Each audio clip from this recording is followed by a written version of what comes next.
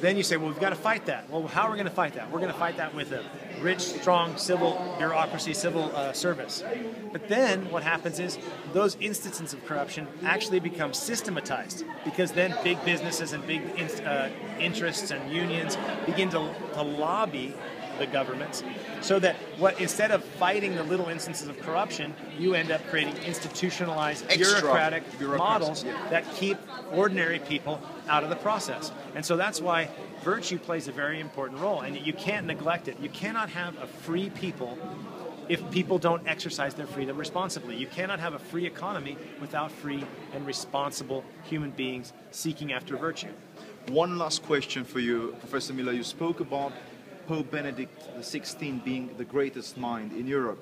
What are the most salient features of his thought that should speak to the contemporary generation in Europe and, of course, in North America? Well, I think you could look at Benedict's work in two ways of why it speaks to people. I mean, one, in a secular way. I think Benedict takes very seriously what it means to have a free society and a pluralist society.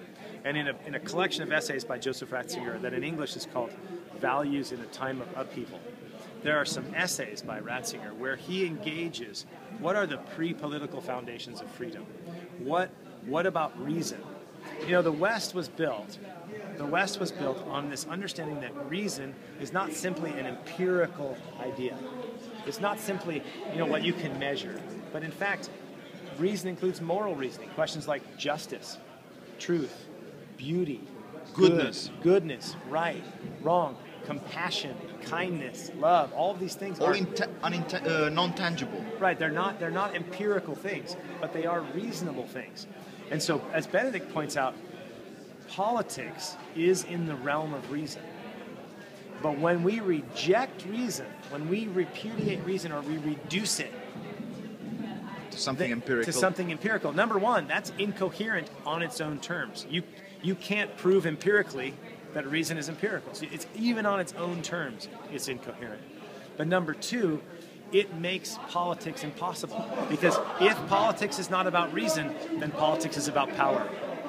And there are some things that a majority or a tyrant or a dictator, even the majority, has no right to annul. You can't annul the right to life. You can't just say somebody doesn't belong here. And so what Benedict, I think, does is he looks at these core foundations of what it means to live in a free society. You need to accept truth. If you reject truth, in a dictatorship of relativism becomes a dictatorship, because you're back to power, or justice being only determined by power. Right is might. Right, exactly. Right. Might is right. Right. Sorry. Might is right. Exactly. Might is right. And so what happens is, if might is right, that is whoever's stronger rules. And what Benedict is saying is, no, let's go back to our understanding of what it means to understand reason and truth and goodness and beauty and freedom. And let me give you another example of why Benedict's important. What does it mean to be free? The modern understanding of freedom is, I'm just going to exercise my will. I'm just going to do what I want. And so you think, okay, I'm going to exercise my will here, and that's freedom. Freedom is doing what you want. But Benedict points out, notice, these are not religious arguments yet. They're philosophical. Right. Benedict points out, well, wait a minute. If freedom is merely the exercise of your will, then he says, then you could be exercising your will irrationally. You can bang your head against the floor. As if I started banging my head on this wall behind us, no one would look at me and think, wow, he's really free. You would think that I'd lost my mind, right?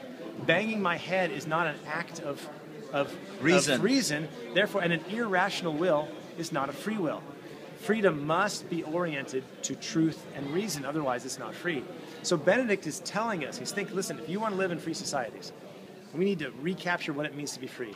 We need to rehabilitate reason. It's a reduced, minimal, desiccated form of reason that does not sustain politics. And we need to have an appreciation for truth.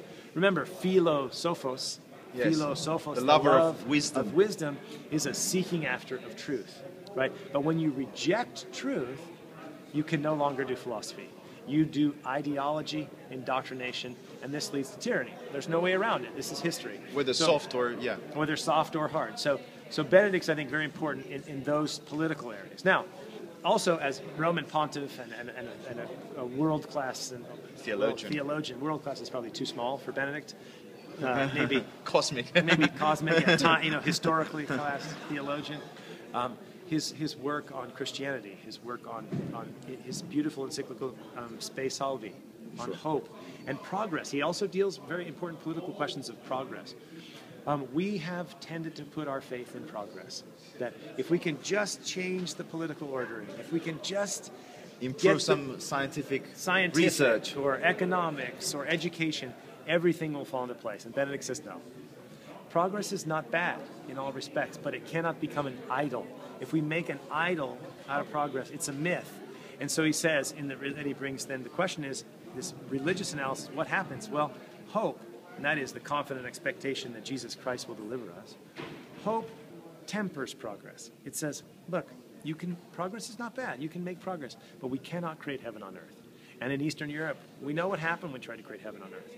We know what happened when they tried to create heaven on earth in all of these regimes that make progress into a myth, that reject the questions of truth and instead replace it with ideology. And so what Benedict, I think, is so important because not only as a theologian, but as a social and political philosopher, he really diagnoses the crises of Western civilization. I think he diagnoses 5 crises of Western civilization. The crisis of truth, we've rejected truth. The crisis of reason, the crisis of reason.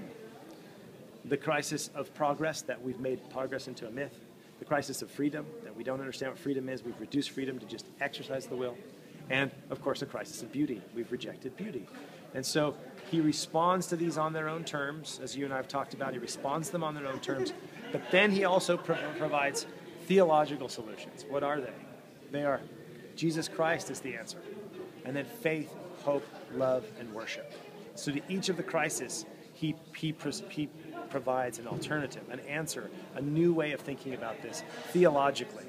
And so I think Benedict's work is really for generations. I mean, he really analyzes, following John Paul II, analyzes the important work or the crises of Western civilization, and provides both reasoned public arguments and theological reflection for all of these things. So I think Benedict is indispensable as we move forward.